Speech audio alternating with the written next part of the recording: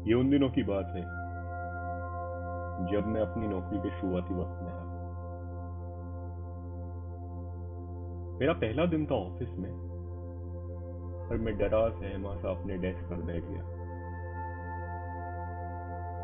यूं तो काफी एक्सट्रोवर्ट टाइप का बंदा था मैं, पर उस दिन डरा हुआ था। डर शायद इसलिए क्योंकि शहर नया था, जगह नई थी, लोग भी नए थे। बहरहाल वक्त हल्के हल्के गुजरने लगा और मैं बिना काम के बस लोगों को देखता रहा। फिर लंच टाइम हुआ।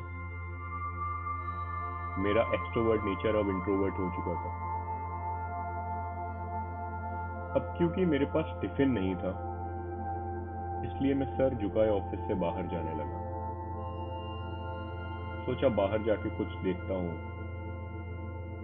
पता तो नहीं था क्या मिलेगा, बट मैनेज कर लूंगा। तब अचानक मुझे किसी ने रोका। एक 30-35 साल का आदमी। मैं कुछ बोल पाता उससे पहले उन्होंने बोला, हाय मोहित, मैं तुम्हारा मैनेजर हूँ, विक्रांत। मैंने थोड़ा सकपका के हेलो सर बोल दिया। उन्होंने पूछा, कहाँ जा रहे हो तुम? मैंने हल्के से कहा, लंच करने बाहर। वो हंसने लगे और बोले, अरे बाहर कुछ नहीं मिलेगा, आओ मेरे साथ खाना खा लो। अब भला बॉस की बात कौन टाल सकता है। जाना पड़ा। फिर वक्त के साथ मेरी उनसे काफी अच्छी बात होने लगी। वो मेरे मैनेजर कम और दोस्त ज्यादा बन गए थे, और शायद टीचर भी। बहुत कुछ सीखा था मैंने उनसे। खैर, काफी वक्त बीत गया इस बात को, करीब 8 साल। और मैंने भी काफी कंपनी चेंज कर ली है अब तक। अब मैं एक एमएनसी में कंट्री हेड हूँ और तकरीबन 50 लोगों की टीम हैंडल कर रहा हूँ। अभी कुछ दिन पहले की बात है, मेरे एमडी ने मुझे अपने केबिन में बुलाया और बोला, मोहित एक आदमी है, अच्छा है, इंटरव्यू ले लो, उसे काम की बहुत ज्यादा जरूरत है। मैंने बोला, सर अभी वैकेंसी तो नहीं है टीम में, बट फिर भी अगर आप कहते हैं तो बुला लेता हूँ, पर शायद जॉब ऑफर नहीं कर पाऊंगा। एमडी साहब को भी पता था वैकेंसी नहीं है कंपनी में, फिर भी बोले, एक बार देख लो, फ्यूचर रिकॉर्ड के लिए ही सही।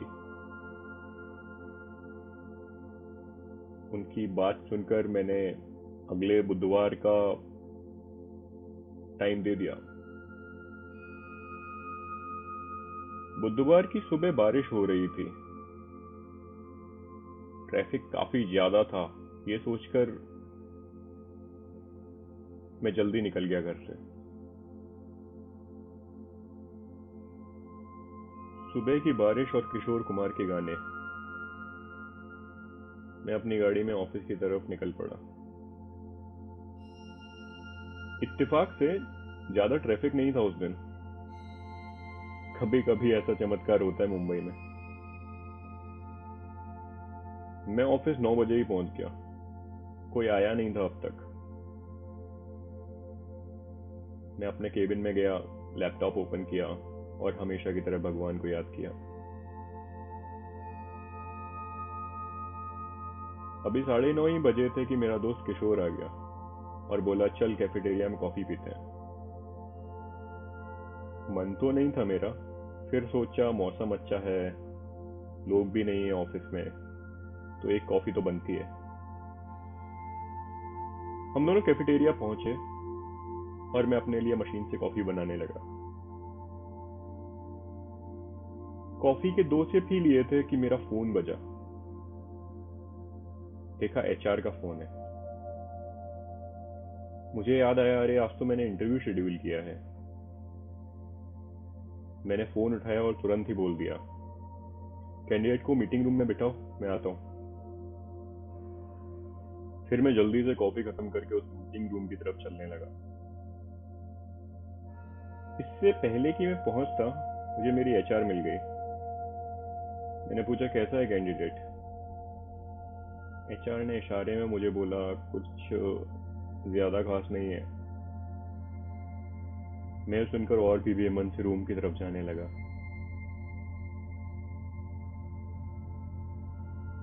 रूम में पहुंचते ही मानो मेरे होश उड़ गए।